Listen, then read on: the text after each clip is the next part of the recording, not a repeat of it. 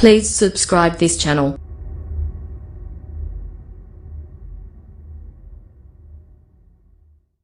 نہ بننے سے بالکل نفی ہے بلکہ قلت ہے، قلت یعنی کم. ونقلت الصدور والافواه كل هذا العدد الشعري الى الاجيال الاتيه. سینوں اور زبانوں نے اس پورے ادبی سائے کو منتقل کیا آنے والی نسلوں تک. سینوں نے اور زبانوں نے اس پورے ادبی سرمایے کو منتقل کیا آنے والی نسلوں تک، الى الاجیال الاتیہ، آنے والی نسلوں تک. یعنی سینوں کے اندر اور زبانوں کے اندر یہ چیزیں محفوظ تھیں تو اس ادبی سرمایے کو اس نے منتقل کیا آئندہ والی نسل. اجیال کے معنی ہوتے ہیں نسل کے، جیل کی جمع اجیال، ناشیتن کی جمع ناشیات. تو الى الاجیال الناشیہ، آنے والی نسلوں تک اس شعر و شاعری کو، ادبی سرمایے کو منتقل کیا سینوں اور زبانوں. ولم یکتب الا فیما بعد، اور بعد کے زمانے میں، بعد میں یہ سرمایہ لکھا گیا. ولم یکتب، اور نہیں لکھا گیا، الا فیما بعد، مگر بعد میں. لبعد العرب عن الکتابۃ والتعلیم، کیونکہ عرب دور تھے کتابت اور تعلیم سے، عرب دور تھے کتابت اور تعلیم سے. الى بدایت العہد الاسلامی الظاہر، تابناک، ظاہر کے معنی ہوتے ہیں تابناک کے، عہد الاسلامی، اسلامی زمانہ، تابناک اسلامی زمانے کے آغاز تک. تابناک اسلامی زمانے کے آغاز تک یہ تحریر اور کتابت کا سلسلہ نہیں رہا. پھر جب تابناک اسلامی زمانہ آیا تو اس میں تحریر و کتابت کا یہ سلسلہ پایا گیا. تو اس کو دوسری صدی کے ساتھ مربوط کیا ہے، دوسری صدی کے ساتھ جوڑا ہے. ویسے اسلام آیا تو اس نے قلم اور کتابت کی ہمت افزائی کی ہے. پہلی ہی وحی جو آئی اس میں کہا الذی علم بالقلم علم الانسان ما لم يعلم نون والقلم وما يسطرون ما انت بنعمت ربک بمجنون. تو یہ قلم اور کتابت کی ہمت افزائی ہے جس کے ذریعے سے تحریر و کتابت کی طرف لوگوں کا رجحان بڑھا. لیکن باقاعدہ تدوینی شکل میں، باقاعدہ ترتیبی شکل میں اشعار جو لکھے گئے اور مدون کیے گئے یہ دوسری صدی ہجری میں. وَنُقِلَتِ الصُّدُورُ وَالْأَفْوَاهُ كُلَّ هَذَا الْعَدَبِ الشِّعْرِي، اور سینوں اور زبانوں نے اس پورے ادبی سرمایے کو منتقل کیا آنے والی نسلوں تک. وَلَمْ يُكْتَبْ إِلَّا فِي مَا بَعْدُ، اور بعد کے زمانے میں لکھا گیا، نہیں لکھا گیا مگر بعد کے زمانے میں. لِبُعْدِ الْعَرَبِ عَنِ الْكِتَابَةِ وَالتَّعْلِيمِ، کیونکہ عرب کتابت، تحریر و کتابت اور تعلیم سے بہت دور تھے. الى بدایت العہد الاسلامی الظاہر، تابناک اسلامی زمانے کے آغاز تک، تابناک اسلامی زمانے کے آغاز تک. ولذلك قل النثر الفنی قلة کبیرة فی عرب ذلك العصر، اسی وجہ سے نثر فنی بہت کم ہے فی عرب ذلك العصر، اس زمانے کے عربوں کے اندر، اس زمانے کے عربوں کے اندر نثر فنی کم ہے. یعنی شاعری کا تو رواج تھا، شاعری زبانوں اور ذہنوں اور دماغوں اور سینوں میں منتقل ہوتی چلی آئی تھی، لیکن نثر فنی کا رواج کم تھا، کیونکہ نثر فنی کو حاصل کرنے کے لیے، اس کو محفوظ کرنے کے لیے تحریر و کتابت کی ضرورت پڑتی ہے، تحریر اور کتابت کی ضرورت پڑتی ہے، اور بغیر تحریر اور کتابت کے یہ نثر فنی کو محفوظ نہیں رکھا جا سکتا. اب نثر فنی کی جب بات آئی ہے تو پرانا سبق یاد کر لیجئے کہ نثر کی دو قسمیں ہوتی ہیں، ایک نثر بسیط ہے اور ایک نثر فنی ہے. ایک نثر بسیط ہے اور دوسرے نثر فنی ہے. نثر بسیط کس کو کہتے ہیں؟ بول چال کی نثر، جیسے ہم صبح شام رات و دن جو زبان بولتے ہیں اس کو نثر بسیط کہتے ہیں.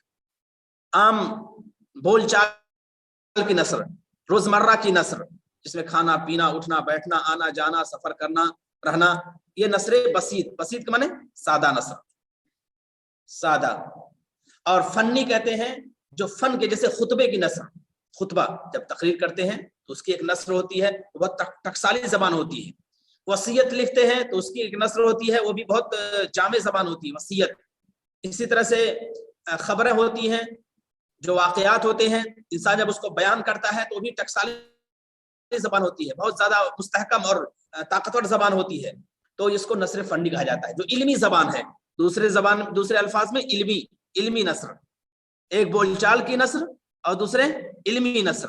جو علمی نثر ہے اسی کو نثر فنی کہا ہے کہ وَلَقَدْ قَلَّ النَّثْرُ الْفَنِّيُّ قِلَّةً، نثر فنی بہت زیادہ کم ہوئی فی عرب ذلك العصر، اس زمانے کے عربوں میں، لأن النثر الفنی لا يقوى ولا يزدهر الا في عصور الكتابة وعند شيوع العلم التعليمي، کیونکہ نثر فنی طاقتور نہیں ہوتی ہے اور بڑھتی نہیں ہے، نثر فنی طاقتور نہیں ہوتی ہے اور ترقی نہیں کرتی ہے مگر تحریر و کتابت کے زمانے میں اور تعلیم کے عام ہونے کے وقت، اور تعلیم کے عام ہونے کے وقت نثر فنی طاقتور نہیں ہوتی ہے اور ترقی نہیں کرتی ہے مگر تحریر و کتابت کے زمانے میں اور تعلیم کے عام ہونے کے وقت، غیر النماذج القلیلہ، سوائے چند نمونوں کے، سوائے نثر فنی کے چند نمونوں کے، التی وجدت فی العصر البدائی، جو نمونے پائے گئے ابتدائی زمانے میں، جو نمونے پائے گئے نثر فنی کے چند نمونے، کچھ نمونے ہیں جو پائے گئے ابتدائی زمانے میں، فی العصر البدائی، ابتدائی زمانے میں، ابتدائی زمانے میں، وہی تحمل قدرا لا باس به من الجمال الفنی، اور وہ نمونے حامل ہیں، وہی تحمل، اور وہ نمونے حامل ہیں، قدرا، ایسی اہمیت کے، لا باس به، جو غیر معمولی ہے، اور وہ نمونے غیر معمولی اہمیت کے حامل ہیں، قدرا لا باس به، غیر معمولی اہمیت، اور وہ نمونے غیر معمولی اہمیت کے حامل ہیں، الجمال الفنی، فنی خوبصورتی کے، یعنی ان نمونوں کے اندر فنی خوبصورتی پائی جاتی ہے، کوئی جھول نہیں ہے، کوئی سقم نہیں ہے، کوئی خامی نہیں ہے، کوئی خرابی نہیں ہے، بلکہ فنی خوبصورتی جو ہوتی ہے قاعدے اور ضابطے اور ذوق کے لحاظ سے وہ خوبصورتی اس کے اندر پائی جاتی ہے، وَهِيَ تَحْمِلُ قَدْرًا، اور وہ نمونے رکھتے ہیں قدراً، ایک اہمیت، لا باس بھی، جو غیر معمولی ہے، من الجمال الفنی، فنی خوبصورتی کی، حفظتہ الصدور، جس کو سینوں نے محفوظ رکھا، جس کو سینوں نے محفوظ رکھا، وَتَنَاقَلَتْهُ الْأَفْوَاهُ، اور جس کو زبانوں نے آگے بڑھایا، منتقل کیا، تناقلہ معنی ہوتا ہے منتقل کرنا، زبانوں سے جو چیزیں نکلی یا منہ سے جو چیزیں نکلی، سینوں نے جس کو محفوظ رکھا اور جس کو منہ نے منتقل کیا، زبان نے جس کو منتقل کیا، سینوں نے جس کو محفوظ رکھا اور زبان نے جس کو منتقل کیا۔ تو یہ ہے بنیادی بات، عدم وجود الکتابہ۔ پہلے، اس سے پہلے جو عنوان تھا وہ عنوان تھا نسج الشعر الجاہلی و کمال، شعر جاہلی کی پختگی اور اس کا کمال، یعنی زمانے جاہلیت میں شاعری اپنی پختگی کو اور اپنے کمال کو پہنچ چکی تھی، اور ایسی پہنچ چکی تھی کہ پھر اس پر کوئی انسان اشکال نہیں کر سکتا اور پھر کوئی اعتراض نہیں کر سکتا، اور جو اعتراض کیا ہے لوگوں نے وہ اپنی نادانی اور کم فہمی کی وجہ سے کیا ہے، ورنہ سورج پر تھوکنے والا خود اپنا ہی نقصان پہنچاتا ہے، اس سے عربی شاعری اور عربی سرمایہ پر کوئی فرق نہیں پڑتا ہے۔ پھر سوال ہوتا ہے کہ جب پختہ ہو گئی تھی نثر، جب شعر بہت زیادہ پختہ ہو گیا تھا اور وہاں کمال کو پہنچ گیا تھا تو لکھا کیوں نہیں گیا؟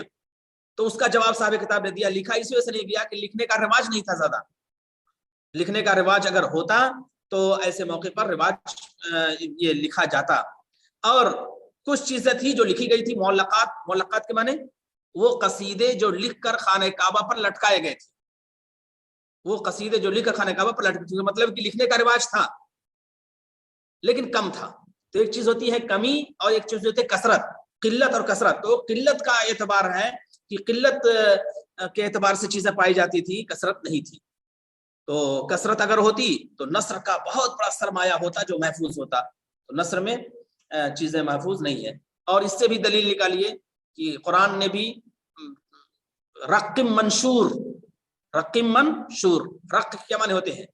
پھیلے ہوئے کاغذ، رق کا تذکرہ کیا ہے۔ اور آپ نے شعر پڑھا ہوگا اس میں کہ تمشی بها حول النعام كأنها إماء تزجى بالعشي الحواطب فلابنة حطان ابن قيس منازل كما نمق العنوان في الرق كاتب، كما نمق العنوان، اس شعر سے استشہاد ہے، كما نمق العنوان في الرق كاتب، کہ جیسے کسی کاغذ کے اندر کسی کاتب نے پیشانی اس کی لکھ دی ہو، اس کی سرخی لکھ دی ہو۔ تو گویا کہ زمانے جاہلیت میں لکھنے کا رواج تھا کتابت تھی، اس وجہ سے تو شاعر کہہ رہا ہے کما نمق العنوان فی الرق کاتب، کاتب کا ہے رق کا تذکرہ، اس کا مطلب یہ ہے کہ لکھنے کا رواج تھا، کمی تھی کثرت نہیں تھی. تو اس تناظر میں یہ بات کہی گئی ہے، اس تناظر میں یہ بات کہی، بالکل کتابت کا بالکل انکار نہیں ہے بلکہ یہ چیزیں پائی جاتی رہی ہیں. عدم وجود الکتابہ، عدم وجود الکتابت کا عموم نہیں تھا اور کتابت کی بہت زیادہ کثرت نہیں تھی. آگے چلیے، اب یہاں سے یہ شعر کا باب بند ہوتا ہے، اب نثر کی طرف منتقل ہوتے ہیں کہ زمانے جاہلیت میں جس طرح سے شاعری تھی اور اس کے بڑے بڑے شعراء تھے، ان میں ایک نام آیا انترا کا، دوسرا نام آیا عمرو بن کلثوم کا، تیسرا نام آیا امرؤ القیس کا، چوتھا نام آیا صاحب ابن چوتھا نام آیا اس کا شنفرہ کا، اور پھر نابغہ زبیانی کا، اور پھر آشا کا، اور اس طرح کے اور بھی خنسا کا، اس طرح کے مختلف شعراء کا تذکرہ آیا. تو یہ وہ نام تھے اور ان کی وجہ سے زمانے جاہلیت کی شاعری پروان چڑھی اور آگے بڑھی. تو اسی طرح سے اس زمانے میں نثر کے بھی کچھ نمونے ملتے ہیں، زیادہ نہیں. تو وہ جو کچھ ہیں انہی کا تذکرہ کر رہے ہیں. اور یہ بات میں نے بتا دی کہ نثر کی دو قسمیں ہوتی ہیں، پہلے گزر چکا ہے. ایک نثر بسیط ہے اور دوسرے نثر فنی ہے. نثر بسیط کہتے ہیں بول چال کی نثر، عام نثر کو، اور نثر فنی اس کو کہا جاتا ہے جو علمی نثر ہو، علمی نثر جو علمی زبانوں کے لیے یا علمی کاموں کے لیے استعمال کی جائے تو اس کو نثر فنی کہا جاتا ہے. اب اس کی تشریح کریں گے. نثر فنی کی 5 قسمیں ہیں، نیچے بتا رہے ہیں. النثر الفنی فی ذلک العصر، زمانے جاہلیت میں نثر فنی، زمانے جاہلیت میں نثر فنی. النثر الفنی و اقسامہ، نثر فنی اور اس کی قسمیں. سبق ان قلنا، یہ بات گزر چکی ہے کہ ہم نے کہا، یہ بات پیچھے گزر چکی ہے کہ ہم نے کہا ان نثر الفنی قلیل فی ھذا العہد، کہ نثر فنی اس زمانے میں بہت تھوڑی تھی. نثر فنی اس زمانے میں بہت تھوڑی تھی. یہ بات گزر چکی ہے کہ ہم نے کہا کہ نثر فنی اس زمانے میں بہت تھوڑی تھی. قلیل فی ھذا العہد، تھوڑی تھی اس زمانے میں. مع کون النثر البسیط عاما فی نواحی الحیات، کیونکہ نثر بسیط عام تھی زندگی کے مختلف گوشوں میں، زندگی کے مختلف گوشوں میں. مع کون النثر البسیطی، نثر بسیط کے عام ہونے کی وجہ سے، فی نواحی الحیات، زندگی کے گوشوں میں اسے عام ہونے کی وجہ سے نثر فنی کی مقدار کم تھی، نثر بسیط عام تھی. مستعملا فی جمیل اغراض منہا، اور تمام مقاصد میں اور تمام اغراض میں وہی نثر استعمال ہوتی تھی، نثر بسیط. تمام حالات میں، تمام مقاصد میں، تمام کاموں میں وہ نثر بسیط ہی استعمال ہوتی تھی، یعنی بول چال کی نثر. مستعملا فی جمیع الاغراض منہا، تمام مقاصد میں وہی، تمام اغراض میں وہی نثر استعمال ہوتی تھی.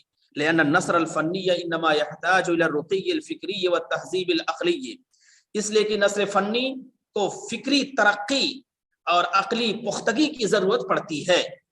لأن النثر الفنی، اس لیے نثر فنی انما يحتاج، ضرورت مند ہوتی ہے، الى الرقی الفکری، فکری ترقی کی ضرورت مند ہوتی ہے، والتہذیب العقلی، اور عقلی پختگی کی. نثر کا جو سرمایہ ہے اس کے لیے فکر بھی بہت اعلیٰ ہونا چاہیے اور عقل بھی پختہ ہونا چاہیے، تب جا کے انسان نثر لکھ سکتا ہے. اور شعر کے بارے میں زبان کی تھوڑی شدھ بدھ ہو، زبان سے دلچسپی ہو اور پھر ذوق ہو تو انسان شاعری کرنے لگتا ہے. تو اس وجہ سے پیچھے بات گزر چکی ہے کہ شعر کا مرحلہ پہلے ہے اور نثر کا مرحلہ بعد میں ہے. شعر کا مرحلہ پہلے ہے اور نثر کا مرحلہ بعد میں ہے.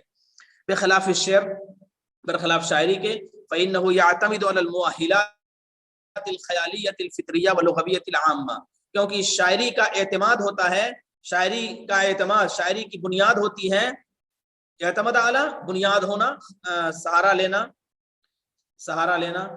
فإنه يعتمد، شاعری کی بنیاد ہوتی ہے المؤہلات الخیالیۃ الفطریہ، کی فطری خیالی صلاحیتیں اس کی بنیاد ہوتی ہیں. فإنه يعتمد، کیونکہ شاعری کی بنیاد ہوتی ہے فطری خیالی صلاحیتیں، واللغویۃ العامہ، اور عام لغوی صلاحیتیں، لغت کی صلاحیت ہو اور کچھ خیال میں تازگی ہو، خیال میں بالیدگی ہو، خیال میں شادابی ہو تو انسان پھر شاعری کرنے لگتا ہے. فإنه يعتمد، کیونکہ وہ بنیاد ہوتی ہے شاعری کی، شاعری سہارا لیتی ہے علی المؤہلات الخیالیہ، ایسی مؤہلات مانے صلاحیت، استعداد، لیاقت، ایسی صلاحیتوں پر جو خیالی ہوتی ہے اور فطری ہوتی ہیں اور لغوی عام لغوی ہوتی ہیں. وحصولها لأمة في بداية عهدها الأدبي أسهل من حصول المؤهلات الفكرية والخيالية الراقية. وحصولها، حصولها کی ضمیر یہی جو لغوی اور خیالی صلاحیتیں ہوتی ہیں اسی کی طرف جا رہی ہے. وحصولها، اور خیالی صلاحیتوں کا حصول، خیالی صلاحیتوں کا حصول کسی قوم کے لیے فی بدایت عہدها الادبی، اس کے ادبی زمانے کے آغاز میں، اس کے ادبی زمانے کے آغاز میں خیالی صلاحیتوں کا حصول اس کے ادبی زمانے کے آغاز میں اسہل، زیادہ سہل ہوتا ہے، زیادہ آسان ہوتا ہے، من حصول المؤہلات الفکریۃ والخیالیۃ الراقیہ، فکری صلاحیتوں کے حصول کے مقابلے میں جو خیالی ہوں اور ترقی یافتہ، جو خیالی ہوں اور ترقی یافتہ ہوں. اسہل، زیادہ سہل ہوتا ہے، من حصول المؤہلات الفکریہ، فکری صلاحیتوں کے مقابلے میں جو خیالی ہوں اور ترقی یافتہ. ولذلك يتقدم بدء مرحلة الشعر كما اوضحنا ادا بدء مرحلة النثر الفنی، اسی وجہ سے شاعری کے مرحلے کا آغاز مقدم ہے، شاعری کے مرحلے کا آغاز مقدم ہے، کما اوضحنا، جیسا ہم نے واضح کیا ہے، على بدء مرحلة النثر الفنی، نثر فنی کے مرحلے کے آغاز پر، نثر فنی کے مرحلے کے آغاز پر شاعری کا مرحلہ مقدم ہے، یعنی پہلے شعر پایا جائے گا پھر اس کے بعد نثر پائی جائے گی. شعر میں صرف خیالی اور زبانی صلاحیت ہو تو انسان شعر کہنے لگتا ہے، لیکن نثر کے اندر فکر بھی ہونا چاہیے پختہ، عقل کی پختگی ہونی چاہیے اور الفاظ کا ذخیرہ بھی ہونا چاہیے. تو اس طرح سے نثر کے لیے زیادہ محنت کی ضرورت پڑتی ہے. پھر ایک بار سن لیجیے. سبقہ، یہ بات گزر چکی ہے کہ ہم نے کہا ان النثر الفنی قلیل فی هذا العہد، کہ نثر فنی اس زمانے میں بہت تھوڑی تھی. مع کون النثر البسیط عاما فی نواحی الحیات، کیونکہ نثر بسیط عام تھی زندگی کے تمام گوشوں میں، نثر بسیط عام تھی زندگی کے تمام گوشوں میں. مستعملا فی جمیع الاغراض، اور تمام مقاصد میں وہ استعمال ہوتی تھی. لأن النثر الفنی انما يحتاج الى الرقی الفکری والتہذیب العقلی، اس لیے کہ نثر فنی کو ضرورت ہوتی ہے فکری ترقی کی اور عقلی پختگی کی. تہذیب منے سنوارنا، اس کو پختہ کرنا، عقلی پختگی کی اور فکری ترقی کی ضرورت ہوتی ہے، بخلاف الشعر، برخلاف شاعری کے. فإنه يعتمد على المؤہلات الخیالیۃ الفطریہ واللغویہ العامہ، برخلاف شاعری کے، شاعری سہارا لیتی ہے فطری خیالی صلاحیتوں کی اور عام لغوی صلاحیتوں، عام لغوی صلاحیتوں اور فطری خیالی صلاحیتوں کی سہارا لیتی ہے اور اس کی بنیاد ہوتی ہے. برخلاف شاعری کے، کیونکہ اس کی بنیاد ہوتی ہیں فطری خیالی صلاحیتیں اور لغوی عام لغوی صلاحیتیں. وحصولها لأمة، اور کسی قوم کے لیے ان کا حصول، ان خیالی صلاحیتوں کا حصول فی بدایت عہدها الادبی، اس کے ادبی زمانے کے آغاز میں، اس کے ادبی زمانے کے آغاز میں اسہل، زیادہ سہل ہے، من حصول المؤہلات الفکریۃ والخیالیۃ الراقیہ، زیادہ آسان ہے فکری خیالی ترقی یافتہ صلاحیتوں کے حصول کے مقابلے میں، فکری خیالی ترقی یافتہ صلاحیتوں کے حصول کے مقابلے میں زیادہ آسان ہے. ولذلك يتقدم بدء مرحلة الشعر كما اوضحنا على بدء مرحلة النثر الفنی، اسی وجہ سے شاعری کے مرحلے کا آغاز مقدم ہے، شاعری کے مرحلے کا آغاز مقدم ہے جیسا ہم نے ذکر کیا، واضح کیا نثر فنی کے مرحلے کے آغاز میں. وهذا النثر الفنی القلیل فی العہد العربی الجاہلی لا يتجاوز اقساما معدودة قلیلة، اور یہ نثر فنی جو بہت تھوڑی ہے، یہ نثر فنی جس کا تذکرہ آیا کہ نثر فنی علمی نثر، جو علمی انداز میں استعمال ہوتی ہے، علمی اقسام میں استعمال ہوتی ہے، یہ نثر فنی جو تھوڑی ہے فی العہد العربی الجاہلی، جاہلی عربی زمانے میں، یہ معمولی یا تھوڑی نثر فنی جاہلی عربی زمانے میں لا يتجاوز اقساما معدودة قلیلہ، لا يتجاوز متجاوز نہیں ہے، متجاوز نہیں ہے، آگے نہیں ہے، چند تھوڑی قسموں سے، چند قسموں سے متجاوز نہیں ہے، یعنی چند ہی قسمیں ہیں اس کی اور چند قسموں سے آگے نہیں ہے. یہ تھوڑی نثر فنی جاہلی عربی زمانے میں یہ آگے نہیں ہے، متجاوز نہیں ہے، زیادہ نہیں ہے، چند معمولی چند تھوڑی قسموں سے.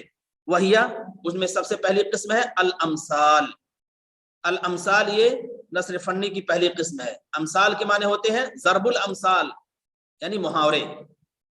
ضرب الامثال اس کے معنی ہوتے ہیں محاورے. امثال محاورے. محاورے عربی میں جیسے اردو محاورے ہوتے ہیں ایسے عربی بھی محاورے ہوتے ہیں.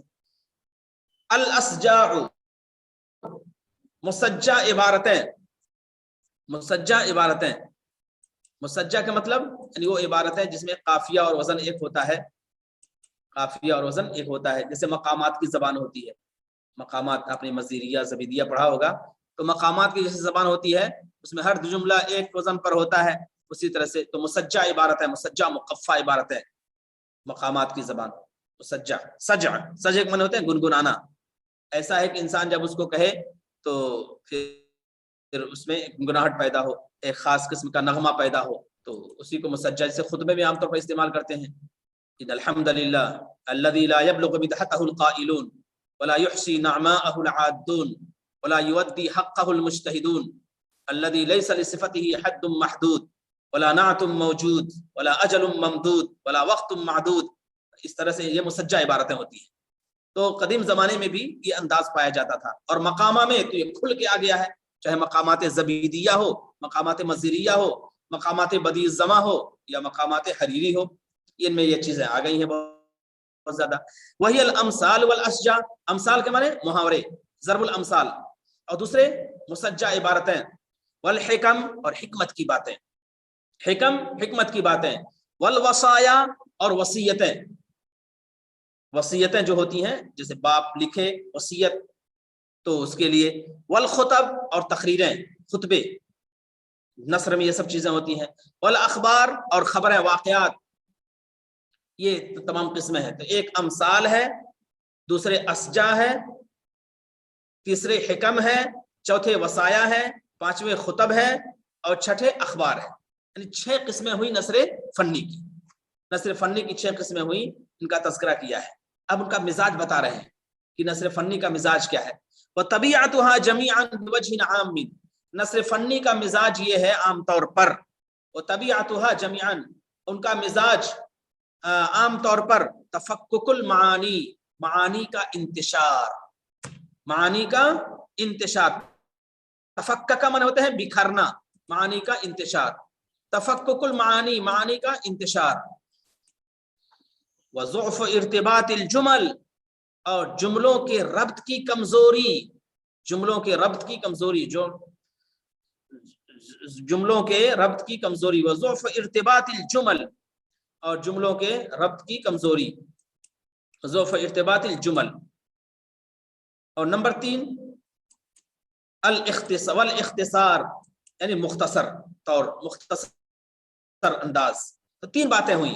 یعنی یہ جو 6 قسمیں بیان کی ہیں ان کی بنیادی خصوصیت کیا ہے کہ معنی کا انتشار, یعنی الگ الگ جملوں میں الگ الگ معنی ہے. معنی کا انتشار کہتے ہیں بہت زیادہ پھیلاؤ معنی کا.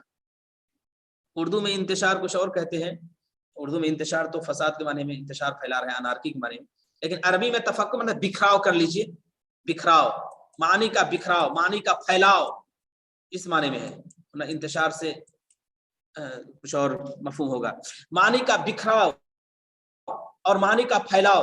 تفکک, فک کا یفک کا معنی ہوتا ہے الگ کرنا, فک ادغام, اسی سے تفکک بنے پھیلاؤ, بکھراؤ. وضعف ارتباط الجمل اور جو جملوں کے ربط کی کمزوری, یعنی ہر جملہ مستقل اپنی جگہ پر ایک ہے, ایک دوسرے سے زیادہ پیوست نہیں ہے, الگ الگ ہوتا ہے. وضعف ارتباط الجمل والاختصار اور مختصر چیزیں ہیں, اور مختصر طور پر یہ چیزیں بیان کی گئی. اب دیکھیے ہر ایک کی تعریف کریں گے. تعریف سن لیجیے. الامثال والاسجاع. الامثال والاسجاع, ضرب الامثال اور سجع اور مسجع عبارتیں. ضرب الامثال اور سجع.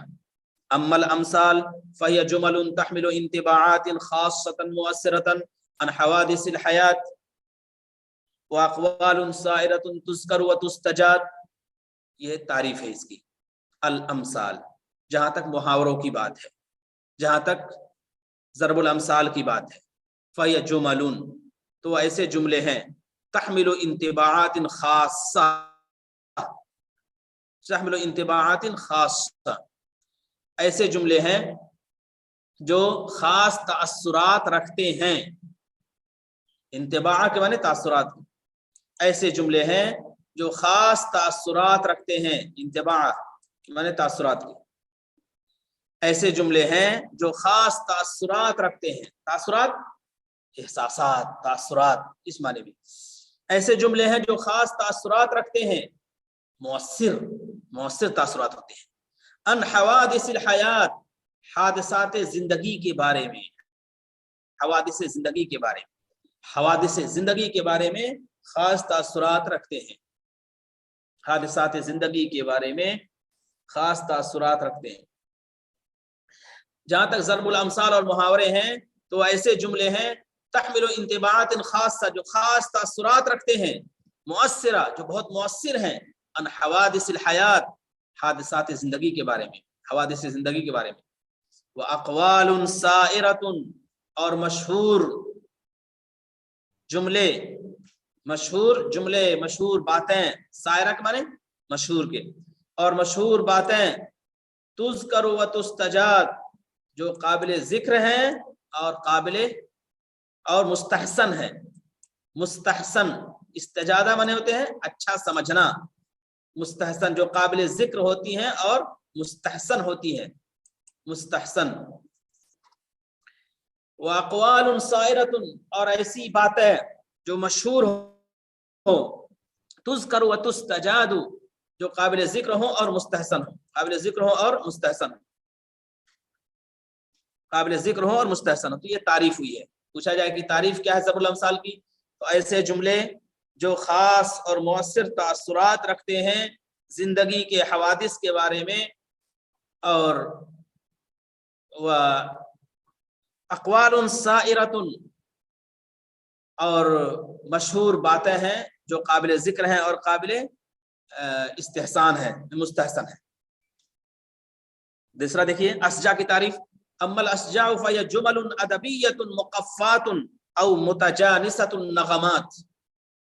اما الاسجاء، جہاں تک سجع کی بات ہے، تو ایسے جملے ادبی جملے ہیں جو مقفع ہیں. ایسے ادبی جملے ہیں جو مقفع ہیں یا یکساں نغمے والے ہیں، جہاں تک اسجا کی بات ہے تو ایسے ادبی جملے ہیں جو مقفع ہیں اور یکساں نغمے والے ہیں. یکساں یعنی نغمے میں یکسانیت ہے، تو یہ ان کو اسجا کہتے ہیں. سجا عبارت ہے. ایسے ادبی جملے جو ہم قافیہ ہیں یا ہم نغمہ ہیں یا ہم وزن ہیں، ہم قافیہ ہم وزن ہیں اور یکساں نغمے والے ہیں. یہ تعریف ہوئی اس کی. اب حکم کی تعریف سن لیجئے. وَأَمَّا الْحِكَمُ فَهِيَ جُمَلٌ بَلِيغَةٌ. جہاں تک حکم کی بات ہے، تصویر تو کھولیں، سارے لڑکے بند کیے ہوئے ہیں. آج میں نے نہیں کہا تو سب لڑکے بند کیے ہوئے ہیں. تصویر کھولنا چاہیے. انسان سنتا ہے کہ پڑھا کہاں رہا ہے، کچھ دکھتا ہی نہیں ہے. کوئی سامنے لڑکا موجود ہو، سب کالے کالے حروف ہیں. تصویر کھولنا چاہیے، نہ کہے تب بھی کھولنا چاہیے. وَأَمَّا الْحِكَمُ، جہاں تک حکم کی بات ہے، حکمتن کی جمع حکم. فَيَ جُمَلٌ بَلِيغَةٌ، تو ایسے مؤثر جملے ہیں. بلیغہ کی بات ہے مؤثر، تو ایسے مؤثر جملے ہیں تشتمل علی اصارۃ تجارب حیات عملیہ. ایسے مؤثر جملے ہیں جو مشتمل ہوتے ہیں اسارہ کے معنی خلاصہ، اسارہ، علی اصارۃ تجارب حیات عملیہ، عملی زندگی کے تجربات کے خلاصے پر،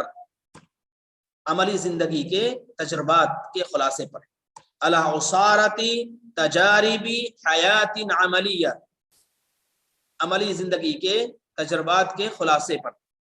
تجربتن کی جمع تجارب، تجارب نہیں ہے، تجارب ہے. تجارب یہ عملی زندگی کے تجربات کے خلاصے پر مشتمل ہیں. جہاں تک حکمت کی باتیں ہیں تو ایسے بلیغ جملے ہیں جو مشتمل ہیں عملی زندگی کے تجربات کے خلاصے پر. برع فیہا العرب، جن میں عرب بڑے ماہر ہوئے. برع فیہا العرب، جن میں عرب بڑے ماہر ہوئے. اکثر من غیرہم، دوسروں کے مقابلے میں. اکثر من غیرہم، عملی زندگی کے تجربات کے خلاصے پر مشتمل ہیں، جن میں عرب بہت ماہر ہوئے دوسروں کے مقابلے میں، اکثر من غیرہم، دوسروں کے مقابلے میں۔ کیوں؟ لبداوتہم، اپنی دیہاتی پن کی وجہ سے، اپنے دیہاتی پن کی وجہ سے، لبداوتہم، اپنی بدویت کی وجہ سے، اپنی بدویت کی وجہ سے، لبداوتہم، اپنی بدویت کی وجہ سے، واحتکاکہم بواقع الحیات، اور زندگی کے حقائق سے مربوط ہونے کی وجہ سے، زندگی کے حقائق سے مربوط ہونے، احتکا کے معنی ہوتے ہیں رگڑنا، حق کا حق حق میں رگڑنا، احتکاک میں ہوتے ہیں مربوط ہونا، زندگی کے حقائق سے مربوط ہونے کی وجہ سے، مربوط ہونا۔ نمبر ایک بدویت، نمبر دو زندگی کے حقائق سے مربوط ہونا، نمبر تین وبعدہم عن استرسال فی الخیال، استرسال فی الخیال کے معنی ہوتے ہیں خیال آرائی، خیالی دنیا میں جانا، استرسال فی الخیال، خیال آرائی، اور خیال آرائی سے دور ہونے کی وجہ سے، زیادہ خیال آرائی نہیں تھی ان کے ہاں، بلکہ جو ہے حقیقت حقیقت ہے۔ وبعدہم عن استرسال فی الخیال، اور خیال آرائی سے دور رہنے کی وجہ سے، خیال آرائی سے دور، استرسل فی الخیال، خیال میں چلا جانا، خیال میں ڈوب جانا، خیال آرائی سے دور رہنے، خیال آرائی سے دور رہنا۔ ودقت ملاحظتہم، اور اپنی باریک نظر، ملاحظہ ہوتا ہے دیکھنا، اور اپنے باریک نظر کی وجہ سے، باریک نگاہ، باریک نظر کی وجہ سے، دقت ملاحظتہم، اور اپنی باریک نظر کی وجہ سے، دقت ملاحظت۔ شأن الامم التي تعيش حیاتا محدودہ، ان قوموں کی طرح جو محدود زندگی گزارتی ہیں، شأن طرح کے معنی میں، ان قوموں کی طرح، ان قوموں کی حالت کی طرح، التي تعيش حیاتا محدودہ، جو محدود زندگی گزارتی ہے، جو محدود زندگی گزارتی ہے۔ بس اما الحکم، پھر سن لیے حکم والا، اما الحکم فهي جمل بلیغۃ، تو وہ مؤثر جملے ہیں، تشتمل على عصارۃ تجارب حیات عملیہ، جو عملی زندگی کے تجربات کے خلاصے پر مشتمل ہے، عملی زندگی کے تجربات کے خلاصے پر مشتمل ہے۔ برع فیہا العرب، جس میں عرب بڑے ماہر ہوئے، اکثر من غیرہم، غیروں کے مقابلے میں، لبداوتہم، اپنی بدویت کی وجہ سے، واحتکاکہم بواقع الحیات، اور زندگی کے واقعات سے مربوط ہونے کی وجہ سے، زندگی کے واقعات سے مربوط ہونے کی وجہ سے، وبعدہم عن الاسترسال فی الخیال، اور خیال آرائی سے دور رہنے کی وجہ سے، خیال آرائی سے دور رہنے کی وجہ سے، ودقت ملاحظتہم، اور اپنی باریک نگاہ کی وجہ سے، باریک نگاہ کی وجہ سے، اور معاملہ فہمی کہہ سکتے ہیں، باریک نگاہ۔ شان الامم التي تعيش حیاتا محدودہ، ان قوموں کی طرح